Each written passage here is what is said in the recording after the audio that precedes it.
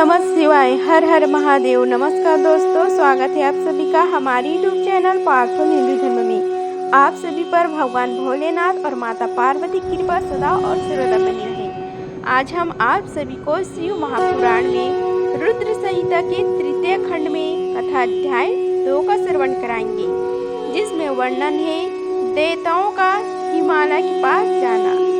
श्री नारद जी बोले कि हे ब्रह्म जी, हे महामते, आपने अपने श्री मुख से मैना के पूर्व जन्म की कथा कही, जो कि अद्भुत व अलौकिक थी।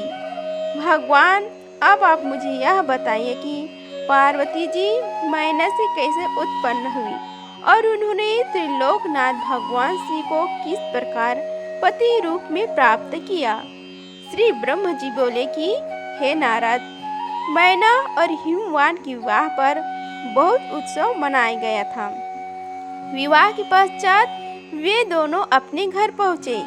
तब हिमालय और मैना सुखपूर्वक अपने घर में निवास करने लगे। तब श्रीहरि अन्य देवताओं को अपने साथ लेकर हिमालय के पास गए। सब देवताओं को अपने राज दरबार में आया देखकर हिमालय बहुत प्रसन्न हुए। उन्होंने सभी देवताओं को प्रणाम कर उनकी स्तुति की।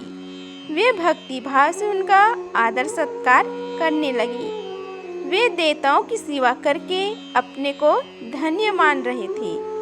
हे मुने, हिमालय दोनों हाथ जोड़कर उनके सामने खड़े हो गए और बोले कि हे भगवान, आप सबको एक साथ अपने घर में आया देखकर मैं अत्यधिक प्रसन्न हूँ।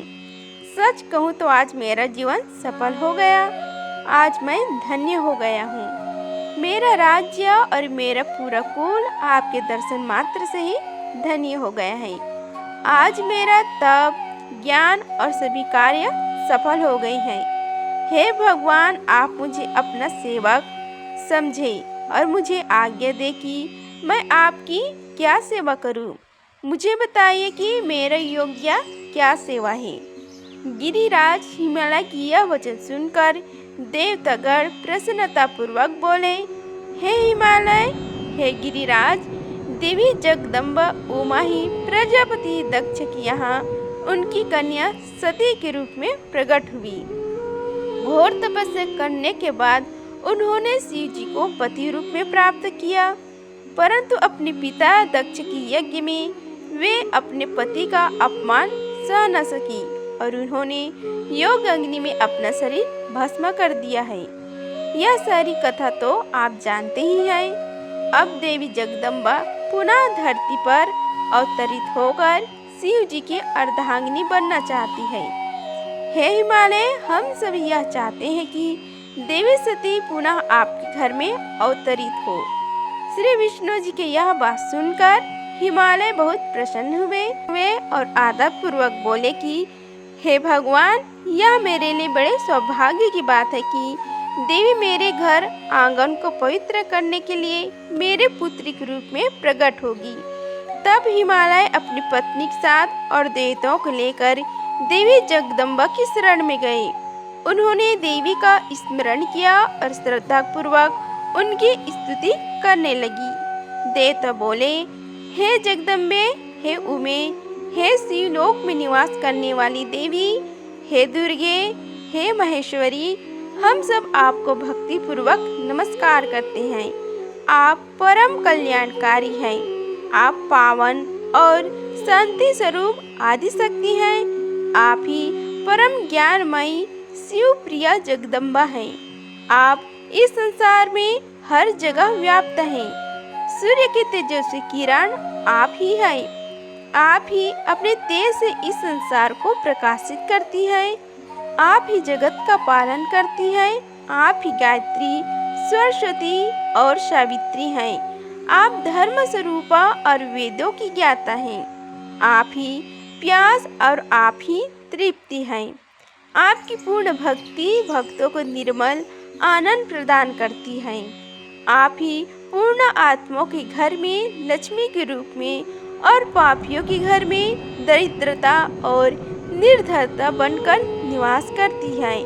आपके दर्शनों से शांति प्राप्त होती है। आप ही प्राणियों को पोषण करती हैं तथा पंचभूतों के 7 तत्व के तत्व स्वरूपा हैं। आप ही नीति हैं और आप सामवेद की गति हैं। आप ही ऋग्वेद और अथर्ववेद की गति हैं। आप ही मनुष्यों के नाक, कान, आँख, मुंह और हृदय में विराजमान होकर उनके घर में सुखों का विस्तार करती हैं। हे देवी जगदम्बा, इस संपूर्ण जगत के कल्याण एवं पालन के लिए हमारी पूजा स्वीकार करके आप हम पर प्रसन्न हो। इस प्रकार जगत जननी सती साध्वी देवी जगदम्बा उमा की अनेक बार स्तुति करके सभी देवता उनके साक्षात दर्शन के लिए दोनों हाथ जोड़कर खड़े हो गई। इस प्रकार सावन मास में रुद्र संहिता के तृतीय खंड में कथा अध्याय 2 का समाप्त हुआ। बोलो शिव शंकर महादेव की जय। अगर आप सभी को यह वीडियो अच्छी लगी होगी तो वीडियो को लाइक कीजिए, चैनल को सब्सक्राइब कीजिए और कमेंट बॉक्स में हर हर महादेव लिखिए। धन्यवाद। मिलते हैं अगले वीडियो में, तब तक के लिए हर हर महादेव।